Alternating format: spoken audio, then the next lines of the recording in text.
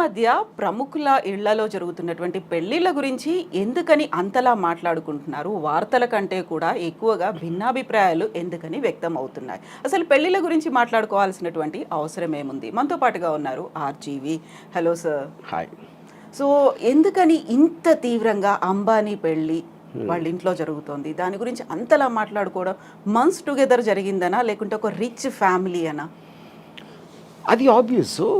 అంటే ఒక పాయింట్ ఏంటంటే మనకు అసలు ఊహించని విధంగా పెళ్ళిళ్ళు అంటేనే ఖర్చుతో కూడిన వ్యవహారం. ఇది ఎంత చిన్న పేదవాడైనా మ్యాక్సిమం వాళ్ళు ఖర్చు పెట్టేది పెళ్ళిలోనే ఖర్చు పెడతారు.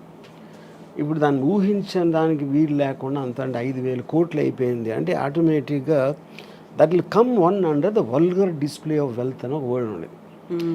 ఇది ఎప్పుడంటే ఆల్మోస్ట్ ఒక 25 years బ్యాక్ భరత్ షా అని ఒక చాలా పెద్ద ఫైనాన్షియల్ ఆయన, నాకు సత్య జంగల్ అని నాకు ఫండ్ చేశారు ఆయన.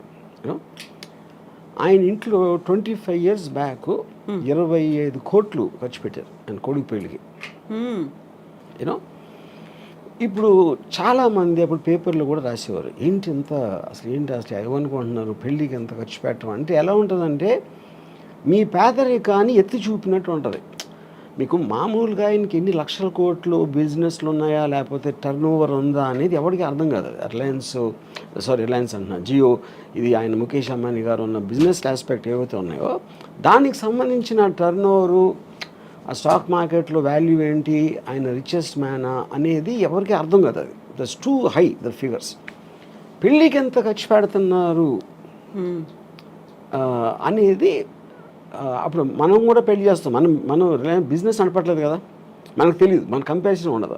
మన ఇంట్లో పెళ్లి జరుగుతుంది, అమ్మాయి ఇంట్లో పెళ్లి జరుగుతుంది, దానికి దీనికి డిఫరెన్స్ అంటే మీరు అత్యంత పేదవాడిగా అనిపిస్తారు మీకు.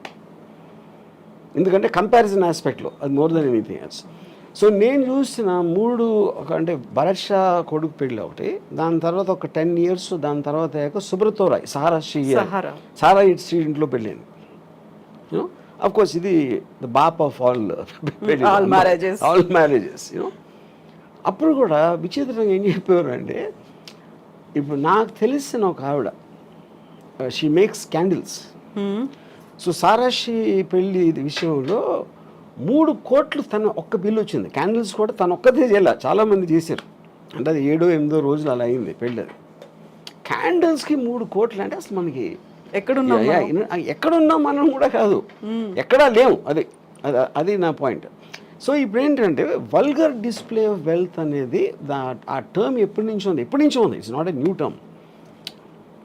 అంటే మీరు నా దగ్గర నీకన్నా చాలా ఎక్కువ ఉందని చూపించటానికి ఒక సందర్భం క్రియేట్ చేసి, లేకపోతే మీరు ఏదో పేరెంటర్ కానీ మీరు రోజు వెళ్ళి ముఖేష్ అంబానీ ఇంట్లో కూర్చోరు, ఆయన ఏం చేస్తున్నాడో తెలియదు.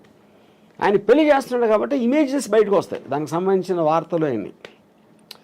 ఇప్పుడు కానీ దీంట్లో ఎవరికి అర్థం కాదు ఏంటంటే, దీంట్లో ఒకవైపు నుంచి అన్ని కోట్లు ఖర్చు పెట్టి ఇంత పేద దేశంలో ఇంతమంది తినటానికి తిండి లేదు, ఇంతమందికి అసలు ఇల్లు లేదు ఉండటానికి, మెజారిటీ వాళ్ళు అలా ఉన్నప్పుడు పెళ్లి కోసం 5,000 కోట్లు ఖర్చు పెడతారా అనేది ఒకటి రావచ్చు.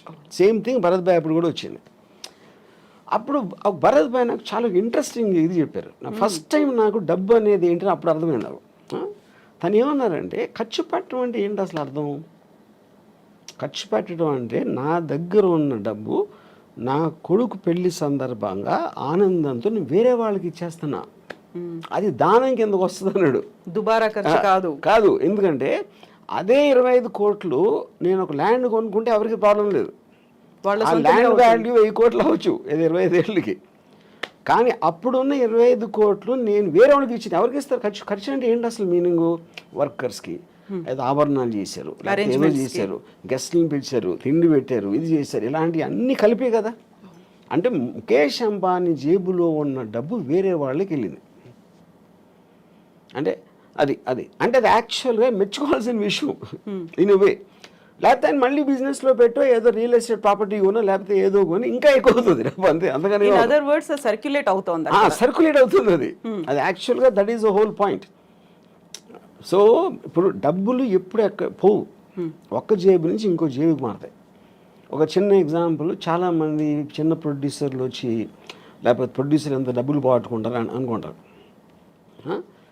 ఎంత పోగొట్టుకుంటారంటే పోగొట్టుకుంటారండి, గాల్లో వెళ్ళిపోలేదు కదా, ఏం కాలిపోలేదు, వేరే జేబులోకి వెళ్ళి అతని దగ్గర ఉన్నాయి.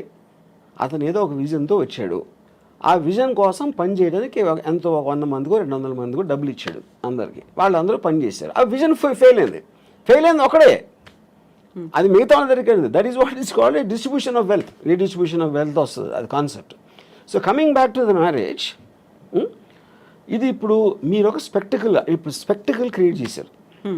పెళ్ళి అంటే ఇదిరా అసలు ఏషియాలో ఇప్పుడు maybe I don't know the world, అంటే ఈ షేక్లీ చేస్తుంటారు నాకు తెలీదు. But this must be the most expensive marriage apart from ఈ కింగ్స్ క్వీన్స్ అలాంటి దగ్గర ఉందేమో నాకు తెలియదు. మోడర్న్ హిస్టరీలో this must be the most expensive.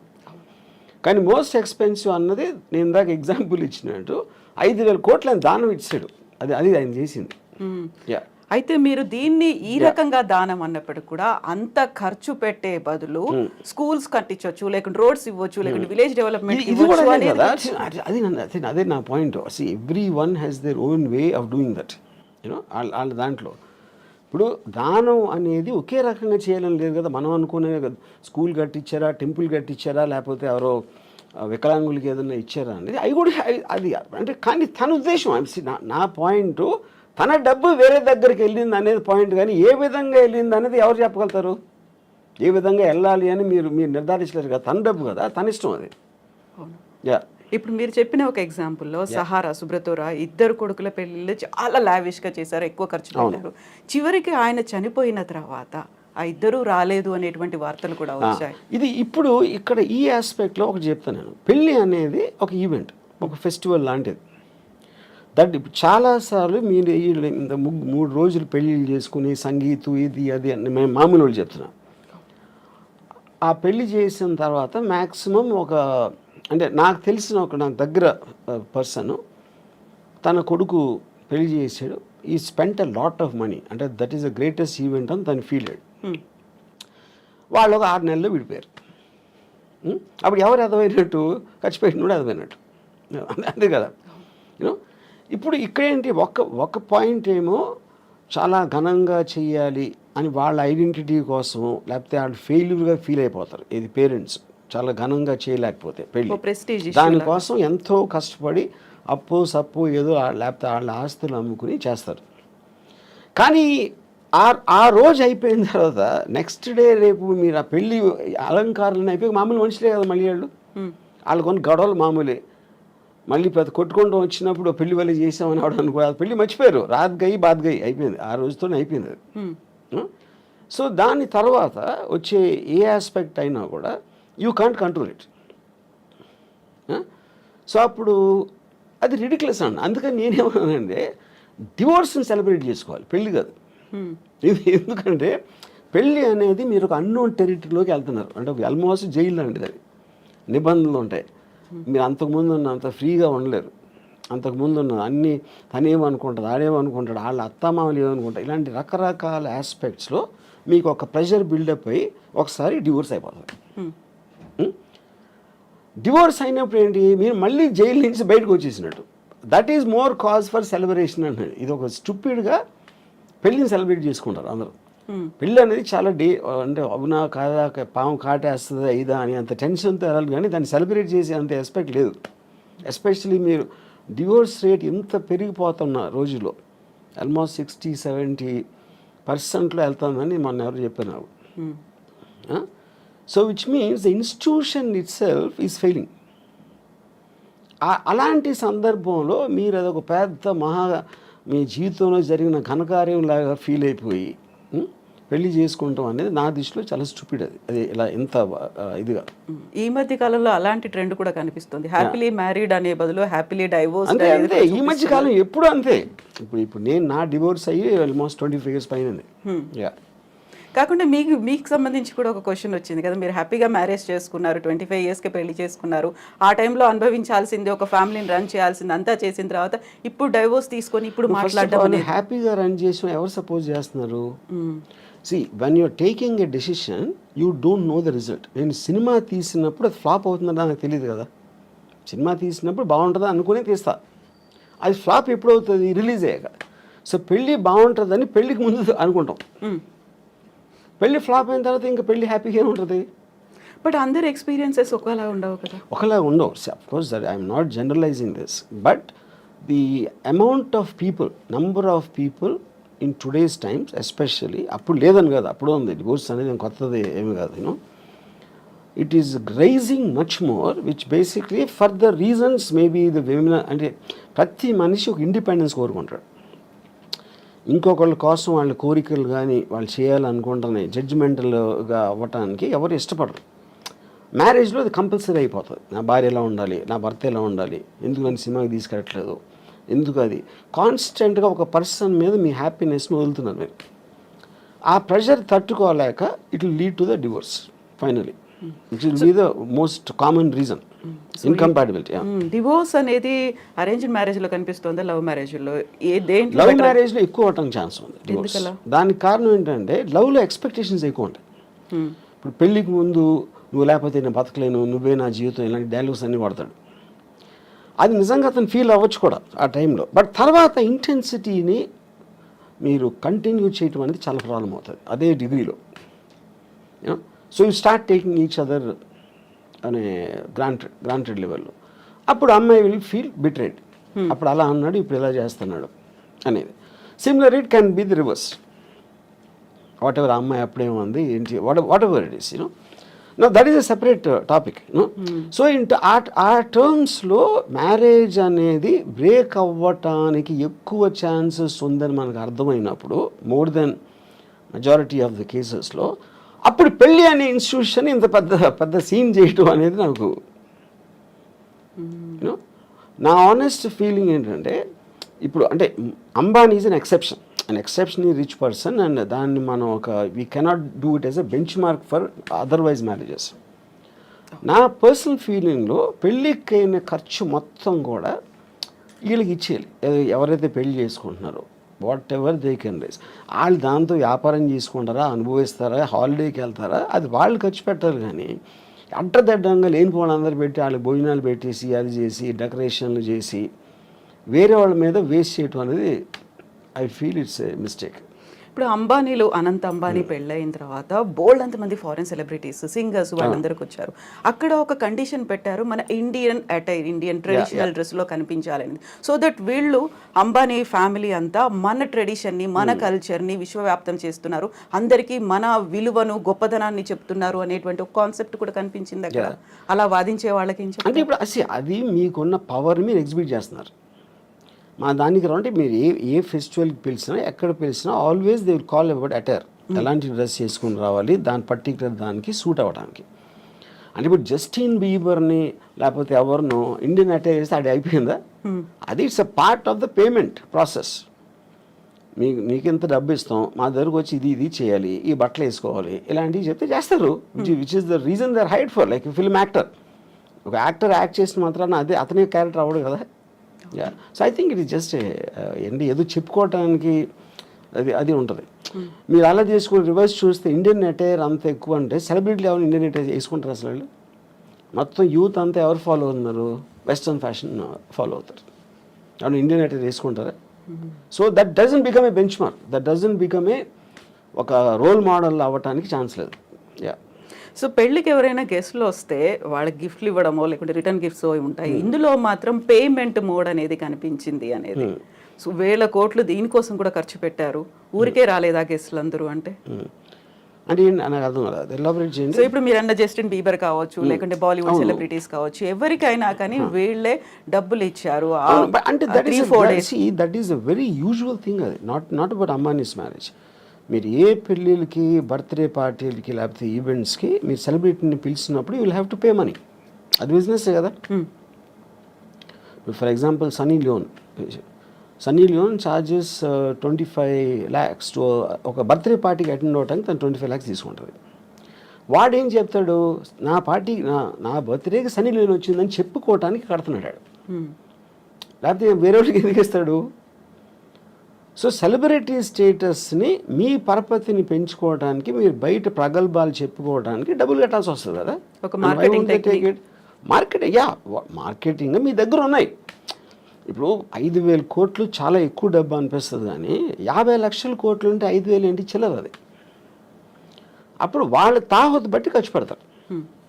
ఇప్పుడు మామూలు చాలా మందికి తాహతు ఉండకపోవచ్చు, అలా అప్పులు చేసి ఖర్చు పెడతారు. ఎందుకు ఖర్చు పెడతారు? అది లేకపోతే సమాజం సరిగ్గా చూడదేమో, మా పిల్లలేమో అసలు నా పెళ్ళి కూడా చేయలేకపోయేవా అని అంటారు అని ఆ ప్రెషర్ తోటి ఖర్చు పెడతారు. యా. ఆర్జీవి గారికి ఇన్విటేషన్ వచ్చిందా? అమ్మాని దానిక రాలేదు. నేను అసలు నాకు ఏ పెళ్ళికి నాకు ఇన్విటేషన్ రాదు, ఎందుకంటే నేను అసలు పెళ్ళికి వెళ్ళాలని అందరికీ తెలుసు. బట్ గతంలో ఒక ఇంటర్వ్యూ చూసాను, అంబానీలు అంటే ఆ గౌరవం, వాళ్ళ లైఫ్ స్టైల్ కావచ్చు, లేకుంటే వాళ్ళు మార్కెట్ చేసే పద్ధతి, వాళ్ళు ఎంప్లాయ్మెంట్ ఇవ్వడము అనేది, సో అదే ఆరాధన అదే కంటిన్యూ అవుతుందా ఇప్పటికి కూడా? ఇది ఎవరికి? ఆర్జీవి గారికి. అంబానీ అంటే ఎనీబడి సక్సెస్ఫుల్ నేను ఆరాధిస్తానండి. అంటే ఏ ఫీల్డ్ అయినా సరే, including whatever Ambani does, you know. So నేను చాలాసార్లు చెప్పింది ఏంటంటే, డబ్బులు సంపాదించినోడు is a better person than డబ్బు లేనోడు కన్నా. అంతేగాని పేదవాళ్ళు అని నేను అనుకోను. పేదవాళ్ళు failures, rich people successful people. Any దాంట్లో సక్సెస్ అయినప్పుడు వాళ్ళని we have to look them at them from a low angle. Same thing continue అవుతుంది. యా. సో ఇప్పుడు పెళ్ళి, ఆ తర్వాత విడాకులు, వీటన్నిటి గురించి మాట్లాడుకున్నప్పుడు గతంలో మీరు ఒక ట్వీట్ చేశారు, రీమ్యారేజ్కి సంబంధించి. ఒకసారి బయటపడ్డ తర్వాత మళ్ళీ దాన్ని సెలబ్రేట్ చేసుకోకుండా ఎందుకు పెళ్లి చేసుకొని అవసరం వచ్చింది, బుద్ధి లేదా అన్నట్టుగా మీరు ప్రశ్నించారు. I don't know the exact tweet, నేనేం పెట్టాను, నా కాంటెక్స్ట్ నాకు తెలియదు. కానీ ద పాయింట్ ఈస్, మీరు ఒకసారి తప్పు చేసి మళ్ళీ చేస్తారనుకుంటే మీ కర్మ అన్నట్టు ఏదో పెట్టుంటుంది. I'm not sure. కానీ ఇంకోటి ఏంటంటే, ఆబ్వియస్లీ మీకు సెకండ్ మ్యారేజ్ అంటే పర్సన్ మారుతారు కదా. పర్సన్ మారినప్పుడు ఈసారి బాగానే ఉంటుందేమో అని మళ్ళీ చేసుకుంటారు, మళ్ళీ ఏదవుతుంది. ఎందుకంటే problem is not with the person, అది ఇన్స్టిట్యూషన్లో ప్రాబ్లం ఉంది. అది ఇద్దరిని కలిపి ఒక చోట ఉండాలి, కొన్ని నిబంధనలను, భార్యాభర్తలు కాబట్టి ఇలా ఉండాలి అనే నిబంధనల నుంచి వచ్చిన సిస్టంలో ప్రాబ్లం ఉంది. It is not the people. So వ్యవస్థలో ప్రాబ్లం ఉందా? పెట్టేటువంటి వ్యవస్థలో, ఓన్లీ వ్యవస్థ. పెడుతున్న marriage institution is itself fundamentally flawed. So ముహూర్తాల బలం, ముహూర్తాల్లో కూడా ప్రాబ్లం ఉంది కాబట్టి అని సరికొత్త వాదన ఈ మధ్య కాలంలో వస్తుంది. సో వాళ్ళ రాశులు, జన్మ నక్షత్రాలు, ముహూర్తాలు నమ్మటం అనేది ఇట్స్ ఏ సూపర్స్టిషన్ ఆస్పెక్ట్. అది so there is no scientific backing to it. So అప్పుడు దేవుని నమ్మటం, మూఢనమ్మకాలు నమ్మటం, ముహూర్తాలు నమ్మటం, అవన్నీ కూడా ఒకే కేటగిరీలో వస్తాయి. That depends on person to person. Yeah. So ఇప్పుడు సరికొత్తగా నాగ చైతన్య అండ్ శోభితాకి సంబంధించి ఎంగేజ్మెంట్ తర్వాత వస్తున్నటువంటి ఆస్ట్రాలజర్స్ వీడియోలు అవి పెడుతున్నారు. మళ్ళీ వీడు విడాకులు తీసుకుంటారు, అప్పుడు సమంతతో ఏమైందో, ఇప్పుడు అదే అవుతోంది. ఇలాంటి వాటన్నిటిని ఎలా చూస్తారు మీరు? నేను అదే చెప్తున్నా. ఇప్పుడు ప్రతి ఒక్కరికి టూ బిట్ ఆఫ్ ఫేమ్ కావాలి. సెలబ్రిటీస్ గురించి, వాళ్ళు చేస్తున్న దాని గురించి మాట్లాడితే మనకి వ్యూస్ వస్తాయి.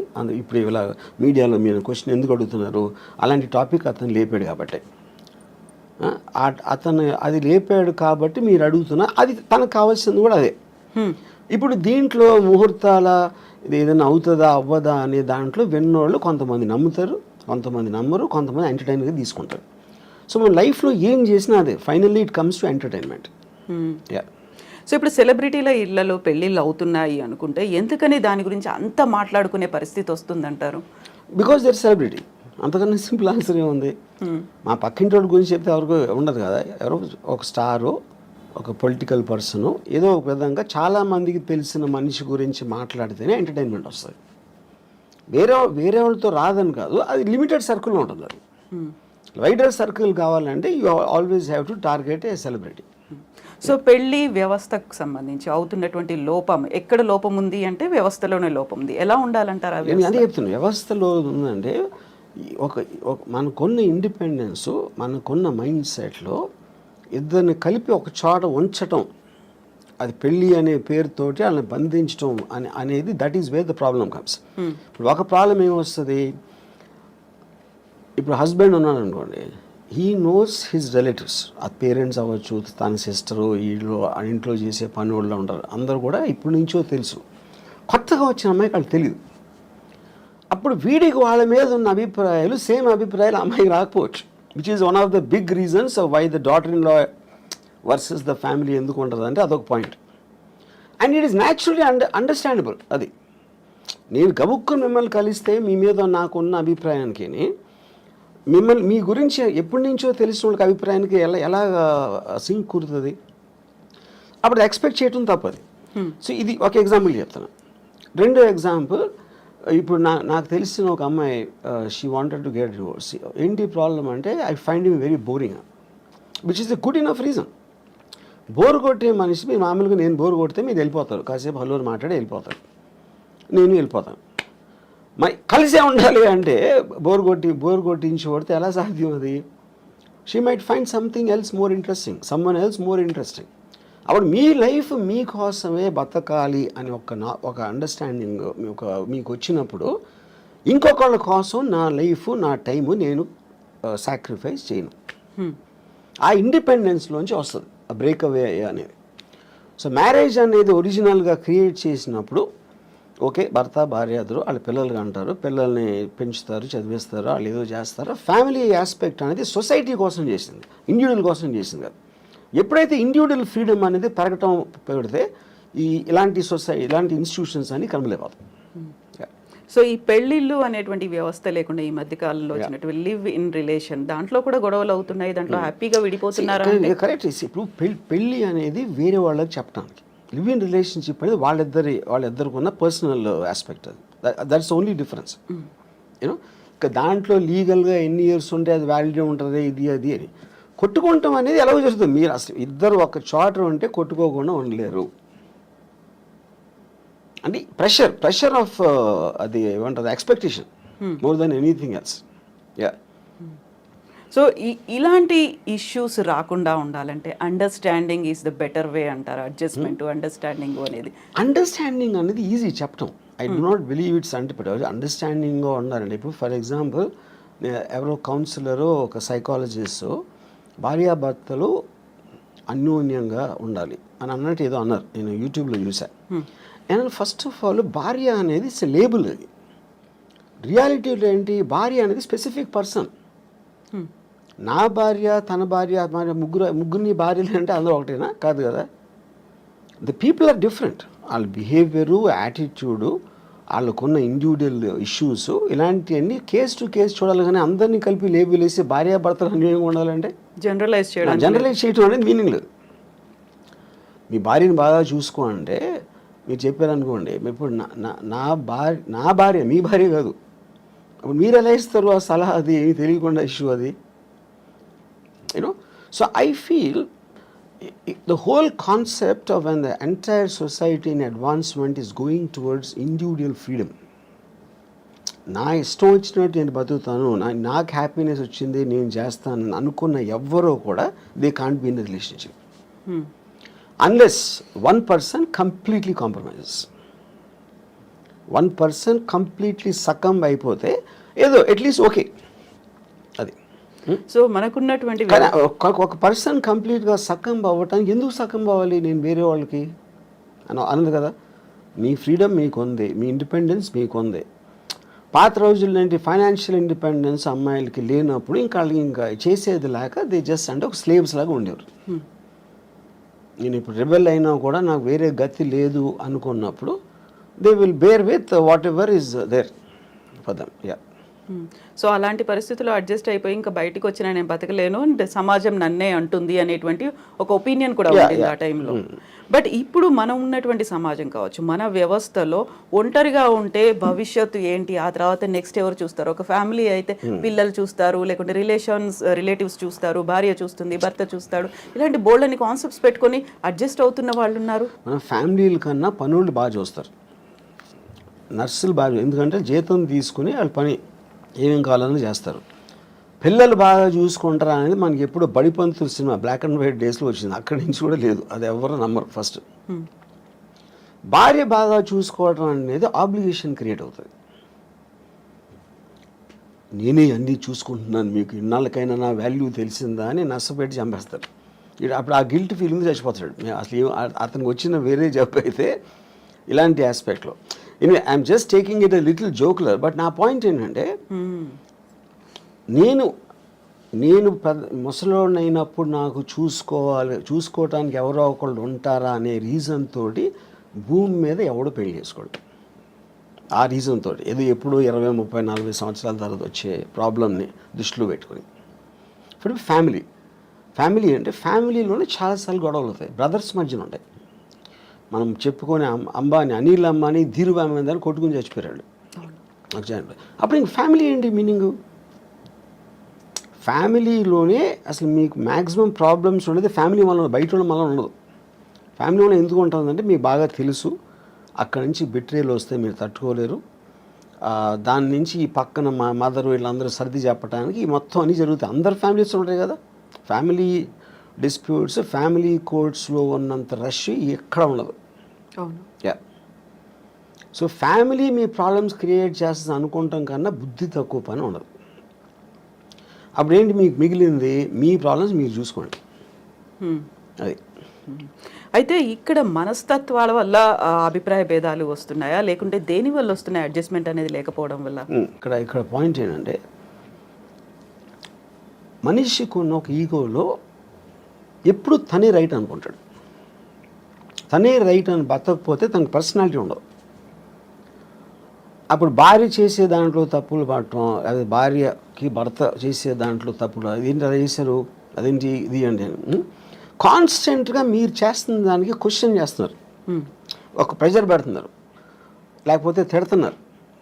ఇలాంటివి చేస్తున్నప్పుడు ఆటోమేటిక్గా you want to break away from that kind of any kind of A force. A human being wants to break away from force. ఆ ఫోర్స్ మీరు ఎమోషన్ నుంచి వచ్చిందా, ఫిజికల్గా వచ్చిందా, లేకపోతే సొసైటీ పరంగా వాళ్ళ అంటే చుట్టూ ఉన్న వాళ్ళు ఏమనుకుంటారు, లేకపోతే పేరెంట్స్ ఏమనుకుంటారు, ఇలాంటి రకరకాల ఆస్పెక్ట్స్లోంచి ఆ ప్రెజర్ ఉంటుంది. అది కొంతమంది సకంబయి ఇంకా చచ్చినట్టు అలా బతికేస్తూ ఉంటారు. చాలామంది ఇష్టం లేకుండా బతుకుతారు, ఇష్టం లేకుండా సంసారం చేస్తారు. అందుకని మీకు పెళ్లి మీద అన్ని జోకులు ఎందుకు ఉంటాయి ఎప్పుడు? Because of that, you know. So ఇప్పుడు మీడియా ఒకటి యాడ్ చేసింది ఈ రాజ్ తరుణ్ విషయంలో. కానీ మొన్న జరిగిన దువ్వాడ శ్రీనివాసు వైసీపీ ఎమ్మెల్సీ ఎవరు, ఇప్పుడేంటి సడన్గా రాంగ్డ్ పార్టీ అనుకుంటే, భార్యకి ఏంటి భార్య అనే టైటిల్ వచ్చింది కాబట్టి ఆవిడే రైట్ అనుకుంటారు. నా భర్త వేరే వాళ్ళతో ఉన్నారు అని చెప్పి అక్కడ పిల్లలు కూడా పిల్లలు కూడా ఇన్వాల్వ్ అయ్యి మీడియాకి వస్తున్నారు. And media will love it, ఎందుకంటే పక్క ఇంట్లో వాళ్ళ గొడవలు అంటే మనకు మహాప్రీతి, రసగుల్లా కన్నా బాగుంటుంది వినటానికి అది. సో అప్పుడు ఇక్కడికి వస్తే ఈ ప్రెషర్ ఎంతో కొంత పోలీస్ మీద కూడా ఉంటుంది. ఇప్పుడు దాంట్లో కేసు ఉందా లేదా కూడా తెలియదు. కేసు ఉందా లేదా పెడతారా, అసలు దానికి ఏమన్నా ఒక లాజికల్ కంక్లూజన్ వస్తుందా అని లోపల 1 month మీడియాకి టైం పాస్ అయిపోతుంది. దాని తర్వాత ఒక రోజు టక్కని మర్చిపోతారు దాన్ని, ఇంకో కేసు వస్తుంది. I feel that is going to be the నామ్. ఇప్పుడు రాజ్ తరుణ్ కేసు ఇన్ఫ్లుయెన్స్ ఎంతో కొంత ఆవిడ తీసుకుని ఉంటారని నా ఫీలింగ్. ఎందుకంటే మీడియాలోకి వస్తే, ఎందుకంటే మీరు ఎవరు చెప్తారు, మా అయితే పక్కింటికి చెప్తారు, మీ పక్క వాళ్ళకి చెప్తారు, వెనకాల మీడియాకి చెప్తే మీకు మొత్తం పబ్లిక్లోకి వెళ్ళిపోతుంది కదా. పబ్లిక్ కూడా ఎంటర్టైన్మెంట్ కోసం, వాళ్ళకి ఎవరి మీద జాలి ఉండదు, ఏమీ ఉండదు, వాళ్ళు చేసుకునే పనులు, వాళ్ళ గొడవల మధ్యలో ఇది కూడా ఒకసారి కొంచెంసేపు యూట్యూబ్లో చూస్తారు, అంతకన్నా ఏం ఉండదు అక్కడ ఎఫెక్ట్. సైకలాజికల్గా వాళ్ళకు మాత్రం ఏదో రాష్ట్రం అంతా తెలిసిపోయింది, అందరూ మన గురించి మాట్లాడుకుంటున్నారు, నాకు వీళ్ళు సపోర్ట్ చేస్తున్నారు, వాళ్ళు సపోర్ట్ చేస్తున్నారని అదొక కామెడీ డ్రామా బేసిక్గా ఫైనల్గా. సో అక్కడ సింపతియా, జాలియా, లేకుంటే మీరు అన్నట్టుగా కామెడీ డ్రామా, ఇవన్నీ కాకుండా ఉండేటువంటి కొన్ని ఎమోషన్స్ అనేవి ఉంటాయి, ఒక రెస్పాన్సిబిలిటీ అనేది ఉంటుంది. హస్బెండ్ మనకి తెలియటానికి ఛాన్స్ లేదన్న. Everybody has emotions. ఎవరికి ఉండవు ఎమోషన్స్? ఇప్పుడు ఆవిడేమో నేను కారు గుద్దేసి నేను చచ్చిపోతానని ఆవిడ అంటారు, ఇవేమో మెట్ల మీద కూర్చుని ఏడ్ చేసి కూతుర్ని పట్టుకుని ఆయనేమో వాళ్ళకి ఎంత చేశాను అంటాడు. ఇప్పుడు వీళ్ళు ముగ్గురులో ఎవరు కరెక్ట్ అని ఎలా చెప్తారు మీరు? అప్పుడేంటి మీకు సోషల్, పెళ్ళి అయింది కాబట్టి భార్య, పెళ్ళి కాలేదు కాబట్టి ఏదో వాట్ ఎవర్ దట్ ఉమెన్, మీరు ఈ లేబుల్స్ పెట్టేసి దాన్ని బట్టి జడ్జ్ చేస్తున్నారు మీరు. How is it right? ఇప్పుడు ఎమోషనల్గా ఒక పాయింట్ వాళ్ళు ఎందుకో కనెక్ట్ అయ్యారు. అప్పుడేంటి పెళ్ళి చేసుకున్నాక ఇంకొక అమ్మాయితో ఉండకూడదు అనేది మారల్ ఇష్యూవా, లీగల్ ఇష్యూవా, సోషల్ ఇష్యూ, ఏం ఇష్యూ అది పర్సనల్ ఇష్యూ యాక్చువల్గా. యూనో, పర్సనల్ ఇష్యూలో మరి సొసైటీ వెళ్ళి ఏలు పెడితే అంటే దానికి మీనింగ్ ఏముంది ఇంకప్పుడు? ఇప్పుడు ఆవిడ ఏడుస్తున్నారు, ఇంట్లో ఏం చేస్తున్నా మనకేం తెలుసు? ఇప్పుడు లావణ్య గారు ఉన్నారు, మీరు 5 చూస్తే 5 డిఫరెంట్ పర్సనాలిటీస్ ఉంటాయి. ఏ పర్సనాలిటీ నిజమైన లావణ్య ఎట్ట తెలుస్తుంది మీకు? యూనో రాజ్ తరుణ్ ఒకటికి తెలుస్తుంది. రాజ్ తరుణ్ ఏంటో ఆ అమ్మాయి ఒకటి, వాళ్ళిద్దరికి తప్పిస్తే బయట ఉన్న ఎవ్వరికీ తెలియడానికి ఆస్కారం లేదు. మీరు ఒక ఇంట్లో ఉమ్మడి కుటుంబంలో కూడా బెడ్రూమ్లో భర్తకి భార్యకి ఏం జరుగుతుందని మిగతా ఫ్యామిలీకి తెలియడానికి కూడా ఆస్కారం లేదు. అదంత పర్సనల్ ఇష్యూ అది.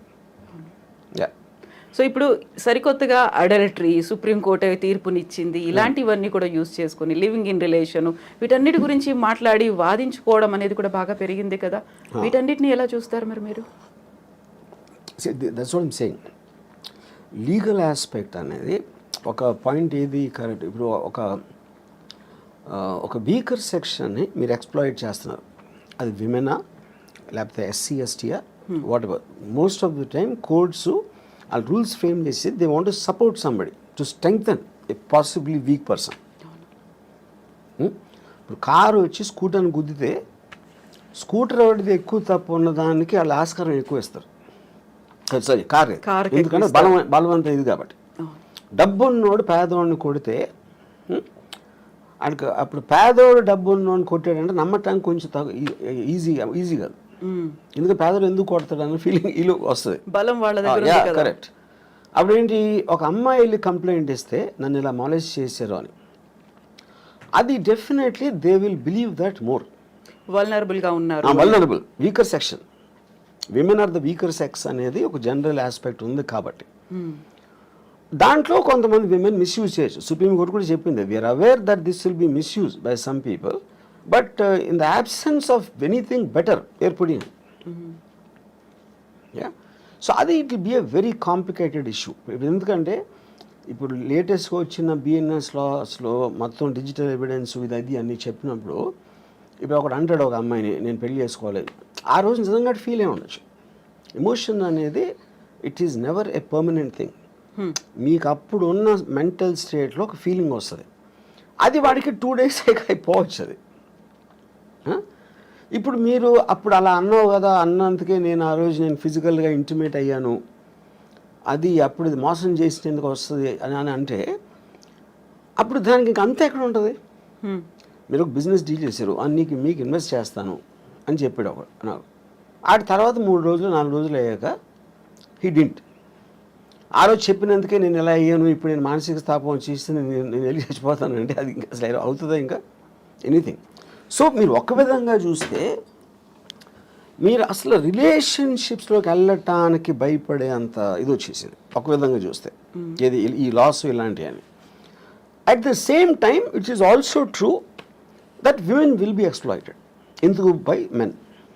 ఇప్పుడు నా ఆల్వేస్ బిలీఫ్ ఏంటంటే, man is he pretends love for sex, he gives love, pretend may be not the right word, women give sex for in exchange for love. అక్కడ మీకు బై నేచర్లోనే ఉంది అది ఆ డిఫరెన్సియేషన్. ఆ న్యాచురల్ ఇన్స్టింక్ట్ని కర్బ్ చేయడానికే మీకు legal system, moral system, social systems వస్తాయి. కానీ ఇందులో ఉన్న ఫ్లా ఏంటంటే ఏది కూడా they don't know the actual things what's happening and how can they be judgemental. ఇప్పుడు ఈ అమ్మాయికి బోర్ కొడుతుంది, బోర్ కొట్టినందుకు బోర్ కొట్టిందని ఎవడన్నా యాక్సెప్ట్ చేస్తాడు అసలు? అలాంటిది అతనికి ఇంకో ఎఫ్ఐఆర్ ఉంది, నన్ను కొడుతున్నాడు లేకపోతే ఏదో చేస్తున్నాడు అంటే కొంచెం అన్న మీనింగ్ ఉంది. ఈజ్ బోరింగ్ అంటే why should she live her life with boring person? అది తన ఇష్టం కదా. మనమేమో ఒక సలహా ఇచ్చేసి దానికోసం చేయొద్దు అని మన లైఫ్ అయితే ఆ అమ్మాయి అంతా లైఫ్ అంతా బోర్ కొట్టి చచ్చిపోవాలండి. So I think to get into personal emotional spaces is wrong for any kind of a system. అప్పుడేంటి, ఇలా జరుగుతుందని తెలిసిన దానికి మీరు ఎడ్యుకేట్ చేయాలి. మీకు పెళ్లి చేసుకుంటానని చెప్పి తర్వాత చేయకపోతే అది మీరు కన్సిడరేషన్లోకి తీసుకున్నారా అనే ఎడ్యుకేషన్ అనేది most important. So in other words ఏమంటున్నానంటే, ఒక వాట్ డు ఐ సే, ఇప్పుడు మీరు ముందు పెళ్ళి అవ్వక ముందు లేకపోతే సీరియస్ రిలేషన్షిప్ వెళ్ళక ముందు ఇఫ్ యూ టాక్, ఒకవేళ ఇది ఫెయిల్ అయితే, నేను అనుకుని చేయలేకపోతే, మన రిలేషన్షిప్ అనేది బ్రేక్ అయిపోతే ఏంటి అనేది చాలా ఇంపార్టెంట్ క్వశ్చన్ టు డిస్కస్. అది ఎవరు చేయరు, ముందే మాట్లాడుకోవాలి. ముందు చేయరు అది. ఎందుకు చేయరు? అప్పుడు వాళ్ళకున్న మైకంలో అసలు నువ్వు తప్ప నేను లేను అని డ్యూయెట్లు ఊహించుకునే మెంటల్ స్టేట్లో అలాంటి కాన్వర్సేషన్ ఎవరు చేయరు. అది మస్ట్గా ఉండాలి. ఇప్పుడు అగ్రిమెంట్ ఉంది, ఇప్పుడు మీరు నేను కలిసి ఏదో బిజినెస్ పెడుతున్నాం, మన ఇద్దరం ఎంత క్లోజ్ అయినా అగ్రిమెంట్ ఎందుకు రాసుకుంటున్నాం? టర్మ్స్ అండ్ కండిషన్స్ మనం కొన్ని గ్రాంటెడ్గా నేను ఓరల్గా చెప్పు, లేకపోతే రాము అలా చేయలే, కవిత గారు అలా చేయర్లే అని నేను మైండ్లో అనుకున్న దానికి అన్ని పేపర్ మీద పెట్టడానికి ఉన్న difference. That is why agreement చేస్తారు. అప్పుడు అగ్రిమెంట్ అనేది బిజినెస్లోనే కాకుండా it's also been a emotional complex. ఎందుకంటే ఇన్స్టిట్యూషన్ అనేది మనకి మ్యారేజ్ ఇన్స్టిట్యూషన్ ఆర్టిఫిషియల్గా వచ్చింది. That is not natural. Anything which came out of an artificial sense of a certain system you should have an agreement. అప్పుడు ఏమంటారు దాన్ని, బ్రీచ్ ఆఫ్ కాంట్రాక్ట్లో ఏ టర్మ్స్లో అయితే నేను ఇక్కడి నుంచి వెళ్ళిపోతాను, ఇవి నేను అనుకుని ఇవి జరగకపోతే, లేకపోతే ఇలా జరిగితే వీటన్నిటిలోంచి మాత్రం I will be free to come out అనేది మీరు ముందు మాట్లాడారనుకోండి, అప్పుడు ఆస్పెక్ట్లో అసలు యాక్చువల్గా ఆ మ్యారేజ్ ఎగ్జిస్ట్ అవ్వడానికి ఎక్కువ ఛాన్స్ ఉంది. ఎందుకంటే మీ ఎక్స్చేంజ్ ఆఫ్ థాట్స్ ఎక్కువ ఉంది. ఇప్పుడేంటి, మీరు అనుకుంటున్నారు అలా చేయడు, తను అలా చేయదు, నమ్మకం నా కోసం ఏమైనా చేసేస్తుంది అని ఆ నమ్మకాన్ని మీరు ఊహిస్తున్నారు. నాకు ఒక సినిమాలో ఒక టెరిఫిక్ డైలాగ్ ఉంది. అడు why did you and mom separate అని కొడుకు అడుగుతాడు. అంటే అంటాడు, we just drew pictures of each other in our minds and we got to know the reality only after the marriage అంటాడు. ఎందుకంటే ముందు మీ ఊహల్లో ఉంటుంది ఆ లవ్ అనే ఒక ఫీలింగ్, ఒక మత్తుమంది లాంటిది. దాంట్లో you don't want to see the reality at any given time, you know. So ఆ రియాలిటీని చూడకుండా ఉంటే మీ కలది బేసిక్గా. తను అది వాళ్ళిద్దరూ కలిసినప్పుడు మంచిగా మాట్లాడుకున్నది, ఇద్దరు దే ట్రై టు అట్రాక్ట్, ఇద్దరు they try to be on their best behaviour. అది మీరు ఆ టైంకి చేయగలుగుతారు. కానీ మ్యారేజ్ అయ్యాక ఎప్పుడైతే ఒకే ఇంట్లో పడుకుని లేగిస్తున్నప్పుడు అదే ఇంటెన్షన్ సస్టైన్ చేయటం అనేది ఇంపాసిబుల్, ఎవరి వల్ల కాదు. That is when the passion starts getting killed. ఇప్పుడు మనం మాట్లాడుకున్నంత ఈజీనా రాము గారు? ఈ ఎమోషన్స్ ఇవన్నీ ఉంటాయి, ఇన్వాల్వ్ అయినవి, రెస్పాన్సిబిలిటీస్ ఉంటాయి, ఒక ఫ్యామిలీ అనేది ఉంటుంది, అయిపోయింది వీఆర్ గెటింగ్ సెపరేటెడ్ అనేది చాలా ఈజీగా, నిన్నటిదాకా ఏం జరిగింది అంతా మర్చిపోదాం, ఇప్పుడు ఫ్రెష్గా ఎవరి జీవితాలు వాళ్ళు స్టార్ట్ చేసుకుందాం, అంత ఈజీ అంటారా? ఈజీ కాకపోతే ఏంటంటే వాట్ ఈస్ ద సొల్యూషన్ అంటే ఏం చేయాలి అప్పుడు? ఏం ఇడిపోతుంది. ఇంక ఫస్ట్ ఆఫ్ ఆల్ బయట వాళ్ళు సలహాలు ఇస్తారు, మన ఫ్యామిలీ ఇది అలా కాదురా, ఇందాక చెప్పాను కదా, ఆ సలహాలు ఇచ్చేవాళ్ళ దగ్గర ఆడికి నోరు ఉంది కాబట్టి ఇస్తున్నాడు, వాడు అనుభవించట్లా. అనుభవించేది వీళ్ళిద్దరే. ఈ ఇద్దరిలో కూడా ఒకళ్ళే ఉండొచ్చు కూడా, ఈవెన్ దెన్. సో ఇక్కడ this whole thing is a war between an individuals freedom and living for others, compromising for others. ఇప్పుడు ఆ కాంప్రమైజ్లో మీరు తప్పైనా, ఇప్పుడు సపోజ్ నన్ను ఒక ఫిజికల్గా మీరు ఫోర్స్ చేయొచ్చు, అంటే ఒక ఉమెన్ క్యాన్ ఫోర్స్ మీ, ఒక వైఫ్. కానీ వాడికి అమ్మాయి మీద ఫీలింగ్ లేకపోతే అప్పుడు ఇంకా అసలు ఉండి కూడా లాభం ఏంటంటున్నా. The whole idea is about affection, intimacy, relationship. ఆ రిలేషన్షిప్ వాడి మైండ్లోనో ఈ అమ్మాయి మైండ్లోనో కట్ అయిపోయినప్పుడు ఇంక ఉండి కూడా లాభం ఏంటంటున్నా. So that defeats the very purpose of the institution. ఎందుకు కంటిన్యూ చేయాలి? అయితే ఇప్పుడు వీటన్నిటికంటే కూడా సరికొత్త వాదన ఏంటంటే, ఈ ఎమోషన్స్, ఫ్యామిలీ బాండ్, పర్సనాలిటీ, వాళ్ళ ఐడియాలజీ, వీటన్నిటికంటే పెళ్లి చేసుకునే టైంలో చూడాల్సినటువంటి ముహూర్తం ప్రాపర్గా చూడలేదు కాబట్టి విడిపోతున్నారు అనేటువంటి వాదన. కరెక్ట్ ముహూర్తం కనుక చూసి ఉంటే వీళ్ళు అలా కలకాలం కలిసి ఉంటారు, గొడవలు లేకుండా ఉంటాయి అనేది, అక్కడ ఏది దేన్ని ఓవర్లాప్ చేస్తుంది అసలు? కానీ నేను అదే చెప్పాను, దట్ ఈస్ సూపర్స్టిషన్ థింగ్. అది ఒక ఆల్మోస్ట్ నో సైంటిఫిక్ బ్యాకింగ్. అంటే చెప్పాను, దెయ్యాలు నమ్మటం, ముహూర్తాలు నమ్మటం, దేవుడిని, ఆయన కూడా సేమ్ కేటగిరీ. అది ఈచ్ పర్సన్స్ ఇండివిజువల్ ఆస్పెక్ట్. అది. సో మీరు ఎప్పుడైనా మీ సినిమాకి ఒక ముహూర్తం చూడాలి అంటే ఇప్పుడు రాము కాదు, ఎర్లియర్ డేస్లో రాము? నేను I never believed in God, I never believed in anything that. నేను చేస్తాను, ఇప్పుడు చేస్తాను. ఇప్పుడు కర్ణాచారి అని ఒక సీనియర్ కార్పెంటర్ ఏదో సెట్ వేసాడు, ఏదో గోవిందా గోవింద సినిమా అని గుర్తున్నావు. He wanted me to come and do some కొబ్బరికాయ కొట్టడం. అది ఎవరి కోసం? ఈయన కోసం బట్టి. ఎవరు? Karnacharya. I very respect him very much, was my father's friend. ఆయన అడిగారు కాబట్టి ఆయన కోసం అలా చేస్తాను. But I don't feel it.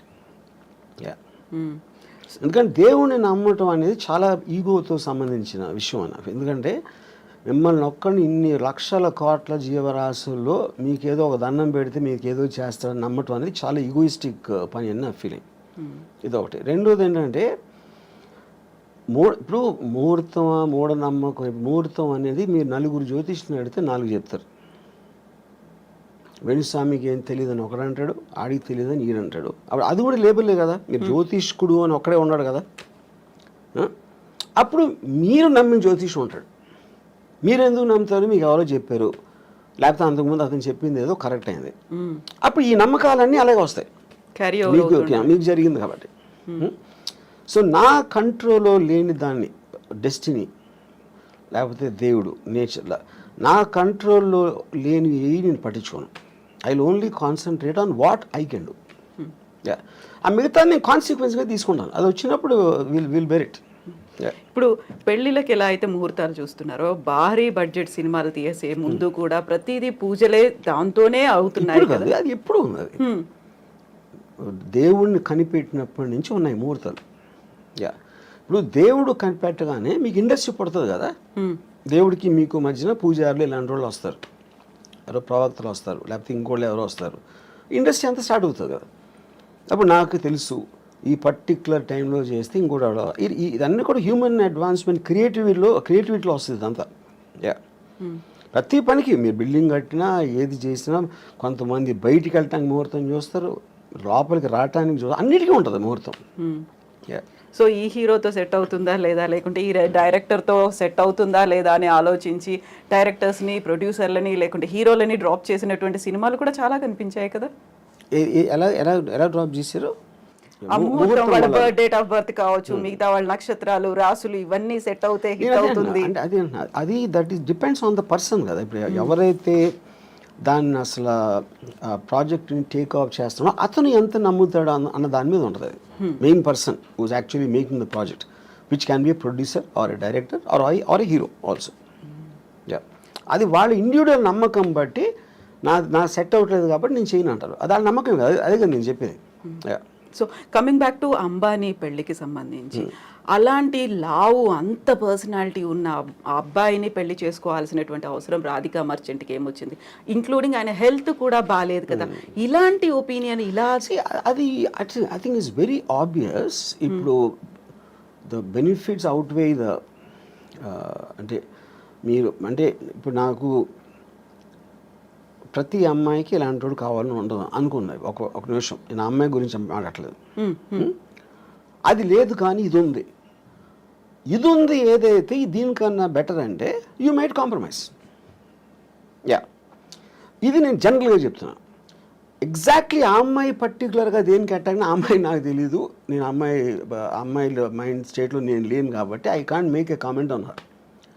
But if you want me to speculate on that, మీకు కావాల్సింది లేదు కానీ అతని దగ్గర ఉన్నాయి, వేరే ఉన్నాయి ఏదైతే అది కాంపెన్సేట్ చేస్తుందంటే చేస్తాం. ఇప్పుడు ఒక అమ్మాయి ఒక పెళ్ళిలో ఒక అమ్మాయి బాగాలేదు అనుకోండి, కానీ విపరీతమైన ఆస్తుంది. అప్పుడు అబ్బాయి ఏమనుకోవచ్చు, అమ్మాయి అందంగా లేదు కానీ అమ్మాయితో వచ్చిన ఆస్తి అమ్మాయి కన్నా అందంగా ఉంది, నాకు ఆ చాయిస్ లేదు. వీడికి కావాల్సిందేంటి, అమ్మాయి అందంగా ఉండాలి, ఆస్తి ఉండాలి అనే ఆప్షన్ దొరకనప్పుడు ఇక్కడ మీకు ఆస్తి ఎక్కువ అమ్మాయి ఎక్కువ అనేది వస్తుంది సజెషన్. వెయిటేజ్ దేనికి ఎక్కువ. తర్వాత దానికోసం అదేంటి అమ్మాయి అందాన్ని సాక్రిఫైస్ చేసి ఆస్తి అనుభవిద్దాం అనుకోవచ్చు, లేకపోతే ఇంట్లో ఉంచి నేను వేరే అమ్మాయిలతో ఉంటాను అని ఆడ ఇంకో ప్లాన్ చేసుకోవచ్చు, రకరకాలు ఏదైనా అవ్వచ్చు. But the point is all of us we will choose the options available to us. ఒక పేద ఇంటి అందమైన అమ్మాయి భార్యగా కావాలా, లేకపోతే చాలా రిచ్ పర్సన్ అందం లేని అమ్మాయి కావాలా అనేది అప్పుడు మీరు దేనికి ఎక్కువ వాల్యూ ఇస్తారన్న దాని మీద ఆ ఇండివిజువల్ మీద డిపెండ్ అవుతుంది.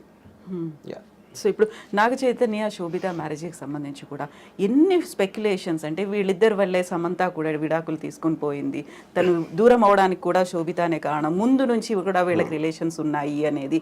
సో 2 రకాల వాదనలు, ఒకవైపు నాగ చైతన్య గురించి మాట్లాడే వాళ్ళు సపోర్ట్ చేస్తూ, సమంత గురించి మాట్లాడే వాళ్ళు సపోర్ట్ చేస్తూ, ఇదంతా ఓన్లీ వాళ్ళ ఫ్రీడమ్. సో ఇప్పుడు వీళ్ళందరూ కూడా they doing it for entertainment. ఆ ఇష్యూ అనేది కేవలం ముగ్గురికి సంబంధించింది, Chaitanya, Samantha and of course Sobhita garu. You know బయట వాళ్ళు మాట్లాడితే అందరూ మాట్లాడతారు. పొద్దున్న లేస్తే మనం మాట్లాడకుండా ఏంటి చేసేది? కొంతమంది ఇండివిజువల్గా మాట్లాడచ్చు, కొంతమంది మీడియాలో మాట్లాడచ్చు, కొంతమంది ఇందాక చెప్పారు కదా ఆడు స్వామి వాడేదో ఒక ప్రిడిక్షన్ ఇవ్వచ్చు, ఇలా రకరకాలు ఉంటారు. అదంతా కూడా సోషల్ ఎంటర్టైన్మెంట్. డైరెక్ట్లీ ఎఫెక్ట్ అయ్యే పీపుల్ ఆ ముగ్గురే. ఆ ముగ్గురు ఏమనుకుంటున్నారు మనకు తెలియనప్పుడు దాని మీద మీరు ఎంటర్టైన్మెంట్ కోసం చేయండి, మనకు సంబంధం లేదు. సో ఇప్పుడు నాగార్జున గారు మీకు చాలా క్లోజ్, పెళ్ళికి పిలిచారనుకోండి వెళ్తారా? నో, నాగార్జున కూడా పిలవడు ఎప్పుడు. రారు అని అర్థం ముందు నుంచి. నాకు పెళ్ళిళ్ళకి వెళ్ళటం one of the biggest issues ఏంటంటే అందరు నవ్వుతా మాట ఏం చేస్తున్నారు ఈ మధ్యన. నాకు అలాంటి కైండ్ ఆఫ్ ఫార్మల్ కాన్వర్జేషన్స్ అంటే నాకు చాలా చిరాకు పడుతుంది. అందుకని అలాంటి ఈవెంట్స్కి వెళ్ళను నేను ఎప్పుడు. నేను పెళ్ళిళ్ళకి అదే చావులు కూడా వెళ్ళను. సేమ్ పెళ్ళిళ్ళకి చావులకి రెండు ఒకటే నా దృష్టిలో. చావుల్లో కూడా అందరూ మాడిమోహం పెట్టుకుని ఎలా పోయారు ఏంటో అసలు ఇప్పుడు అనుకోలేదండి, ఈ డైలాగులు అన్నీ అనాలి. సేమ్ స్టాండర్డ్ డైలాగ్స్ ఉంటాయి. అందుకని ఈ రెండు పెళ్ళిళ్ళకి చావులకి ఎప్పుడు వెళ్ళాం. స్ట్రాంగ్ స్టేట్మెంట్ కదా. సాంగ్ అంటే నా ఫీలింగ్ అది.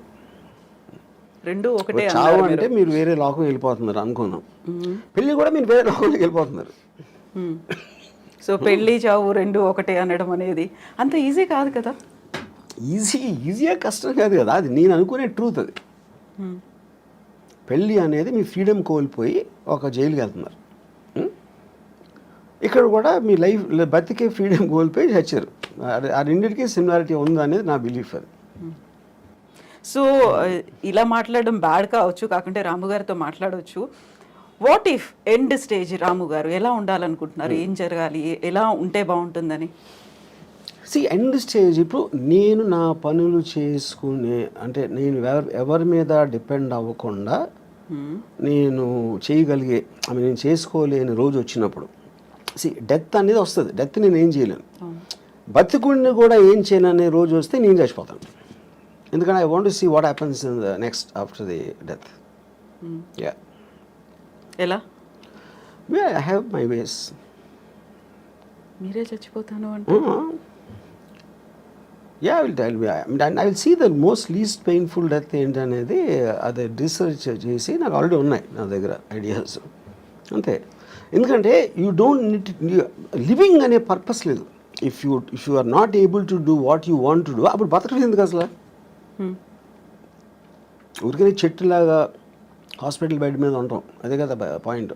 You know, so if you are not enjoying your life, you have no reason to live. ఇది ఇంకొక ఎక్స్ట్రీమ్ కదా, చాలా ఈజీగా పోవచ్చు, లేకుంటే ఇలాంటి పెయిన్ఫుల్ అనేది లేకుండా. ఎక్స్ట్రీమ్ అనేది ఏమి ఉండదు, ఎవరి థాట్ అలా ఉంటుంది. మీకు ఎక్స్ట్రీమ్ అయింది అనేది నాకు చాలా న్యాచురల్ అనుకోవచ్చు. Extreme is by definition is one persons perspective another person, అంతే కదా. ఎక్స్ట్రీమ్ అంటే ఇప్పుడు మీ దానికి ఉన్న దానికన్నా ఇంకా ఎక్కువ డీపర్ ఇంటెన్సిటీతో నమ్ముతూ ఉంటే అది ఎక్స్ట్రీమ్ అవుతుంది. ఇప్పుడు టెర్రరిస్ట్ ఉన్నాడు, ఎక్స్ట్రీమ్ అని ఎందుకు అంటాం ఎక్స్ట్రీమిస్ట్ అని? వాడి కోపాన్ని అంత నిర్వహించబడుతున్నాడు, చంపేస్తున్నాడు, బాంబులు పెడుతున్నాడు. అది మీరు చేయరు. మీరైతే మా అయితే తిడతారు, మా అయితే కొడతారు, లేకపోతే మా అయితే అరుస్తారు. వాడు దానికి వెళ్తున్నాడు. ఇలాంటితో వర్కౌట్ అవ్వని ఆడు నమ్ముతున్నాడు. కానీ ఎక్స్ట్రీమిస్ట్ ఎవడు? వాడు ఎక్స్ట్రీమిస్ట్ అనుకోడు కదా, వాడు నమ్ముతూనే చేస్తున్నాడు అది. యా. సో పెయిన్లెస్గా ఉండాలి, ఈజీగా స్మూత్గా ఉండాలి అంటే రీసెర్చ్ చేస్తున్నారు. యా. అందులో సూసైడ్ కూడా ఉందా? సూసైడ్ అని కావాలి కదా, లేకపోతే మీరు ఇన్ఫ్లిక్టింగ్ ఆఫ్ పెయిన్లెస్ అనేది మీరు అనుకునే పర్పస్కి ఎంత సింప్లిస్టిక్గా ఎంత స్మూత్గా జరగాలని చూస్తారు. అది బిజినెస్ అవ్వచ్చు, లేకపోతే any decision you are making, you want to make the effort lesser to get the maximum result. అప్పుడు డెత్ అనేది మీకు రిజల్ట్ కావాలి అనుకున్నప్పుడు డెత్లో ఒక పెయిన్ ఆస్పెక్ట్ అనేది ఎంతో కొంత ఉంటుంది. మేబీ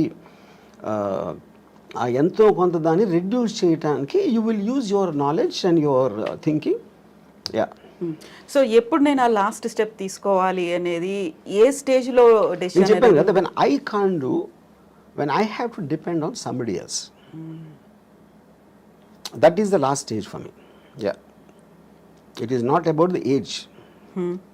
ఇప్పుడు సపోజ్ నాకు ఇప్పుడు మీ స్టూడియోకి ఇంటర్వ్యూకి వచ్చాను, ఇప్పుడు వెళ్తా ఒక యాక్సిడెంట్ అయిపోయి నా కాళ్ళు పోయినాయి అనుకోండి for example. So I might do it now only. లేదా నాకు 80 years 90 years వచ్చినా కూడా నేను ఇంకా చేయగలుగుతున్నాను అంటే I might not do it. So the point is not about the age, it's about your fallibility. So మనం డొనేషన్స్ వీటన్నిటి గురించి మాట్లాడుకున్నాం. ఇలాంటి సడన్ డెత్ ఏదైనా వచ్చింది అనుకున్నప్పుడు నా హార్ట్ డొనేట్ చేయండి, లేకపోతే నా ఐస్ డొనేట్ చేయండి, నా కిడ్నీస్ డొనేట్ చేయండి, ఇలాంటి జీవన్ దాన్ అనే కాన్సెప్ట్ వచ్చింది కదా. చనిపోయిన తర్వాత కూడా నలుగురిలో బతికుండొచ్చు, ఈ లోకాన్ని చూడొచ్చు అనే కాన్సెప్ట్ రాము గారికి అనిపించింది. నేను ఎందుకు చేయనంటే ఇప్పుడు see there is nothing in life which is uncertain, which is certain. మనది అయిపోయింది కదా, మన బాడీయే కదా. ఇప్పుడు సపోజ్ నెక్స్ట్ బర్త్ ఉందనుకోండి, నెక్స్ట్ బర్త్లో ఇప్పుడు పుట్టుగుడ్డోళ్ళందరూ ఎవరైతే గుడ్డిగా పుడతారో వాళ్ళందరూ లాస్ట్ బర్త్లో డొనేషన్ ఇచ్చారేమో నాకు ఒక అనుమానం.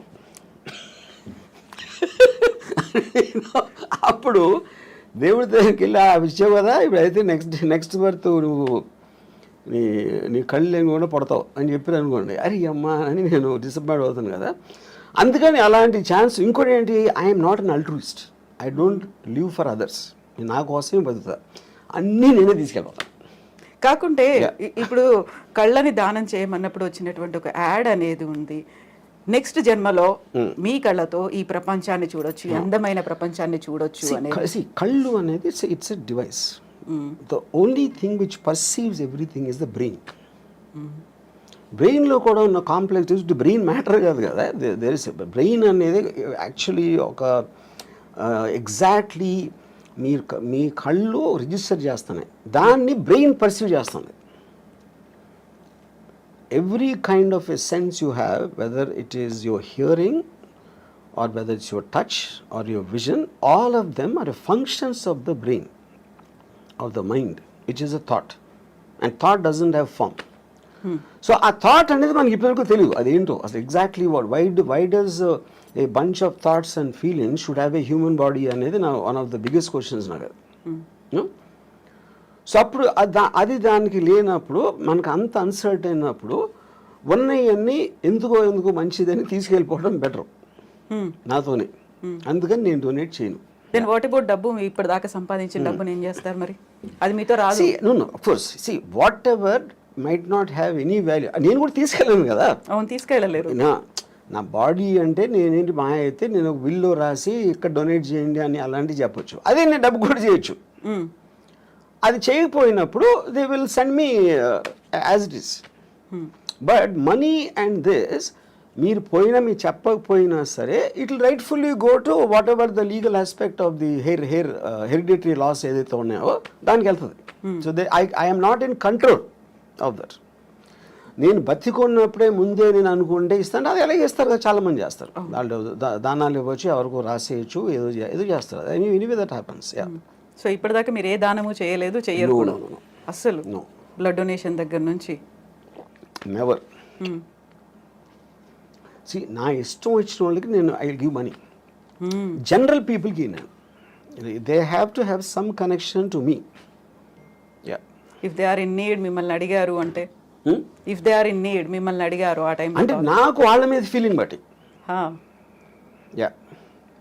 అడిగారు కాబట్టి ఇవ్వడం అనేది ఉండదు. అంటే ఇప్పుడు సపోజ్ ఒక అంటే ఇప్పుడు డొనేషన్ ఎప్పుడు మీరు ఒక వికలాంగులు లేకపోతే పేదలు లేకపోతే మన ఏమంటారు దాన్ని ఎయిడ్స్ అంటే ఎయిడ్స్ వచ్చినప్పుడు చెప్తున్నాను. అంటే I'm just what ever comes to my memory. అలాంటి ఆస్పెక్ట్స్లో ఎందుకంటే ఒక జాలి ఉండాలి, ఒక ప్రజలకు సేవ చేసే. ఇప్పుడు నేను సేవ చేసేది కేవలం అందమైన అమ్మాయిలకి. ఇప్పుడు నేను ఒక పర్టికులర్ టైంలో నేను ఒక అమ్మాయి నేను మాట్లాడుతూ ఉంటే, అమ్మాయి ఢిల్లీ నుంచి వచ్చింది. తను ఆప్ పార్టీ మన కేజ్రీవాల్ అరెస్ట్ గురించి మాట్లాడతాను.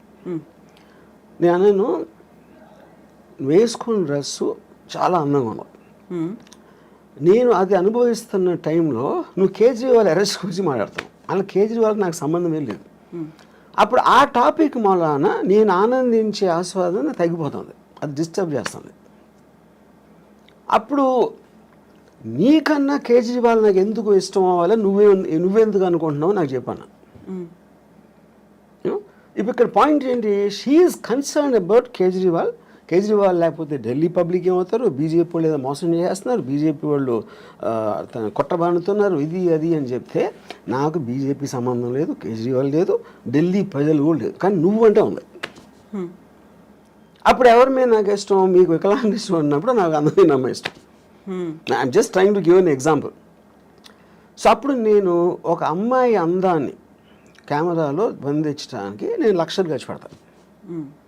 అదే లక్షలు వాళ్ళకి ఇవ్వచ్చు కదా, స్కూల్ కట్టేసేది కదా అంటే నేను చేయను. ఎందుకంటే I'm getting happiness out of that. నా కోసం ఖర్చు పెట్టుకున్నాను, అమ్మాయి కోసం కాదు. ఎవరి మూలానైతే నాకు హ్యాపీనెస్, నాకు అనేది అండర్లైన్ పాయింట్ అక్కడ. యా, అప్పుడు పవర్ఫుల్ మెన్, బ్యూటిఫుల్ విమెన్, ఇలాంటి కొన్ని కేటగిరీస్ ఉంటాయి నాకు, వాటి మీద ఖర్చు పెడతాను. యా, ఆ అమ్మాయి రియాక్షన్ ఏంటి అప్పుడు? Now she start laughing. ఎందుకు laughing? Because why is Kejriwal Delhi people and they are better then your beautiful body అని అడిగా. అది నాకు చెప్పాను, నేను చెప్తున్నాను క్లియర్గా, నాకు నువ్వే ఇష్టం వాళ్ళు కాదని. నీ బాడీ కన్నా వాళ్ళు ఎందుకు నాకు ఇష్టం ఉండాలి అని నువ్వు చెప్పాను. Maybe in the way I talked and all that she suddenly started laughing, ఎందుకంటే ఆన్సర్ చెప్పలేక. సో కేజ్రీవాల్ గురించి వాటి గురించి అసలు మిమ్మల్ని అడగొద్దు, పాలిటిక్స్ గురించి, దేని గురించి, unless I'm interested. I might have been interested in suppose మన వైసీపీ దాంతో మన once the election is, I'm film maker. ఆ ఫిల్మ్ మేకర్ నేను అనుకున్న తీసాను, అయిపోయింది, ఎలక్షన్ అయిపోయింది, రిజల్ట్ వచ్చింది. So I'm off that. అంటే ఒక పర్టికులర్ సినిమా తీస్తున్నప్పుడు ఆ సినిమాకి సంబంధించిన టాపిక్లో కాన్సన్ట్రేట్ చేస్తాను. సత్య తీసినప్పుడు I was very much in to the under world, for example. 26/11 తీసినప్పుడు టెర్రరిజం, ఇంకోటి ఏదో తీసినప్పుడు ఆ పర్టికులర్ సినిమా ఉన్న మూడ్లో నా కాన్సన్ట్రేషన్ అనేది డైవర్ట్ అవుతూ ఉంటుంది ఆ మ్యాటర్ బట్టి. యా, సో ఇప్పుడంతా శారీ మీదే ఉందా? బికాజ్ కరెంట్ ప్రొడక్షన్ కనుక. యా, ఆ తర్వాత మళ్ళీ ఆ మూడ్ మారచ్చు. సో రంగీళ తీసినప్పుడు అదొక రకమైన మూడ్లో ఉన్నారు. అంటే మన మైండ్ స్టేట్ ఆ వర్క్లో ఉంది కాబట్టి దానికి రిలేటెడ్ సబ్జెక్ట్స్ మీద ఆటోమేటిక్గా మీకు అటెన్షన్ ఎక్కువ ఉంటుంది. సో ఈ సినిమాలు తీసిన ప్రతి దాంట్లో కూడా అమ్మాయే కనిపిస్తుంది, అమ్మాయి డ్రెస్సింగ్ కనిపిస్తుంది, అమ్మాయిలో ఉన్నటువంటి ఆ బ్యూటీ అనేది కనిపిస్తుంది.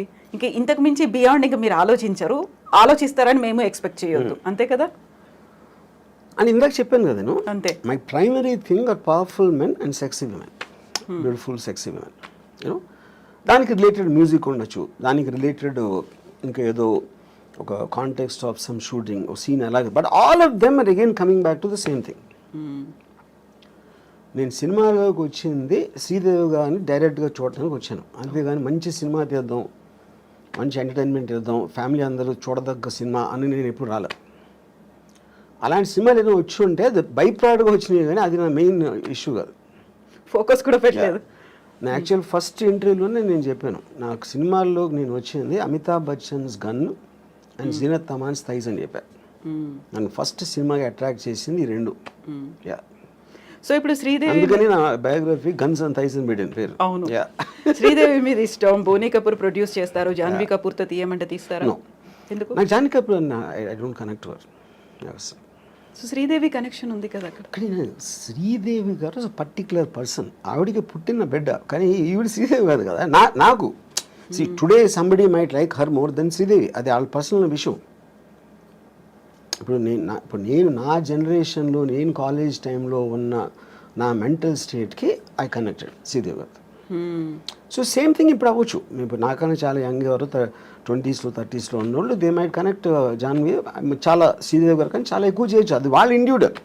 ఆ టైంలో కూడా somebody might like Jayaprada more, somebody might like somebody more, you know. అప్పుడు ఈచ్ ఇండివిజువల్కి వాళ్ళకున్న పర్సనల్ పర్స్పెక్టివ్ అనేది డిఫర్ అవుతుంది. సో శ్రీదేవి గారి మీద ఏదైనా బయోగ్రఫీ తీయాలి అంటే ఆలోచన? నో, శ్రీదేవి గురించి తీయాలంటే శ్రీదేవియే ఉండాలి అక్కడ, అంతే. పాయింట్ అది కూడా కాదు. అంటే ఇప్పుడు శ్రీదేవి గారి లైఫ్ హిస్టరీ అంటే నేను I want her to be a beautiful image in my mind.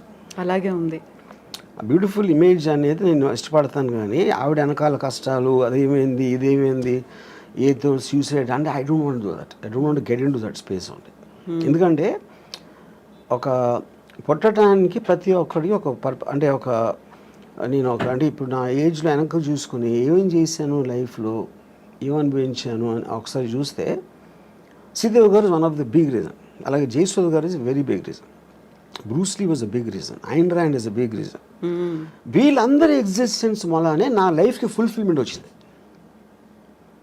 వీళ్ళని తీసేస్తే నా లైఫ్ బ్లాంక్. అసలు నేను వెనక్కి తిరిగి చూసుకుంటే కొంతమంది వ్యక్తుల్ని తీసేస్తే my life is a full blank. But so the people influence me. వాళ్ళు నాకు ఆనందం ఇచ్చారా, ఎక్సైట్మెంట్ ఇచ్చారా, మోటివేషన్ ఇచ్చారా, లేకపోతే ఒక పాత్వే చూపించారా, ఇవన్నీ కూడా వీళ్ళందరూ చేశారు. దాంట్లో she is a very important person. Yeah. So ఇప్పుడు బ్యూటిఫుల్ ఉమెన్తో పాటుగా పవర్ఫుల్ మెన్ అన్నారు. పవర్ఫుల్ మెన్ అంటే ఎవరి మీద cinema? Powerful men Dawood Ibrahim అవ్వచ్చు, అమితాబ్ బాల్ ఠాక్రే అవ్వచ్చు. అమితాబ్ బచ్చన్ యాక్టర్. అమితాబ్ బచ్చన్ చేసిన క్యారెక్టర్ బాల్ ఠాక్రే సర్కార్ అవ్వచ్చు. లేకపోతే అంటే ఇట్ ఈస్ ఎవరో పోలీస్ ఆఫీసర్లు, ఎవరో gangsters, terrorist, Osama bin Laden అవ్వచ్చు. All of them interest me. Yeah. Pawn Stars అవ్వచ్చు. ఇవన్నీ చూసాము. కిమ్ గురించి కావచ్చు, జిన్పింగ్ గురించి కావచ్చు, పుతిన్ గురించి కావచ్చు, ఇలాంటి మూవీస్ కూడా వస్తాయా? పవర్ఫుల్గా ఉన్నారు. డిపెండింగ్ ఆన్ అంటే ఆ పర్టిక్యులర్ మనిషిలో ఉన్న డ్రామా బట్టి. ఇప్పుడు జీపింగ్ సూరి నాకు పెద్ద తెలియదు. ఆయన అంటే చైనా గురించి అంత నేను ఎప్పుడు కాన్సన్ట్రేట్ చేయలేదు. Putin I know, but I feel Saddam Hussain is a great character. అంటే సినిమా స్టోరీకి సంబంధించినంత అని చెప్పేది. యూనో అలాగా డిపెండ్స్. ఇప్పుడు ఐఎమ్ ఆల్సో ప్లానింగ్ ఒక film 9/11 world trade centre attack ring leader ఉన్నాడు మహమ్మద్ ఆటా అని, అతని మీద ఒక పిక్చర్ ప్లాన్ చేస్తున్నాను. సో పవర్ఫుల్ మెన్ అంటే ఇలాంటి వాళ్ళే కనిపిస్తున్నారు. అంటే హూ మేడ్ ఇంపాక్ట్. అంటే వాళ్ళు ఒక వరల్డ్లో ఒక మార్పు తీసుకొచ్చారు. Whatever it may be, negative or positive. Negative positive అనేది ఉండదు ఎప్పుడు. దట్స్ వెరీ బిగ్ మిత్ అది. వాళ్ళు దే గో అగెయిన్స్ట్ ద నామ్. ఇప్పుడు హిట్లర్ సెకండ్ వరల్డ్ వార్ వచ్చిన మళ్ళానే ర్యాపిడ్ అడ్వాన్స్మెంట్ అయింది మొత్తం వరల్డ్ అంతా. ఎప్పుడైనా మీకు కటాస్ట్రాఫిక్ ఇన్సిడెంట్ వచ్చినప్పుడు ఆటోమేటిక్గా అడ్వాన్స్ అయిపోతుంది. అప్పుడు మీరు అలా చూసుకుంటే హిట్లర్ మంచి చేశాడా చెడ్డ చేసాడు కూడా తెలియదు. ఎవరికి చెడ్డ అప్పుడు పోయిన వాళ్ళకి. అడ్వాన్స్మెంట్ మూలాన ఫర్దర్ జనరేషన్స్ విపరీతంగా దాంట్లో దే బెనిఫిటెడ్. యా. సో మీరు అనుకున్న నెక్స్ట్ పవర్ఫుల్ మెన్ అనేది ఎప్పుడు స్టార్ట్ అవుతుంది ఆ ప్రాజెక్ట్ అనేది? Very soon. Okay. After sorry తర్వాత. ఎస్ రాము గారు, థ్యాంక్ యూ సో మచ్ అండి. మనం ఎక్కడి నుంచో ఎక్కడికో వెళ్ళిపోయాం, పెళ్ళిళ్ళ దగ్గర నుంచి మొత్తం పవర్ఫుల్ మెన్ దగ్గర కూడా వెళ్ళిపోయాము. థ్యాంక్ యూ సో మచ్ అండి.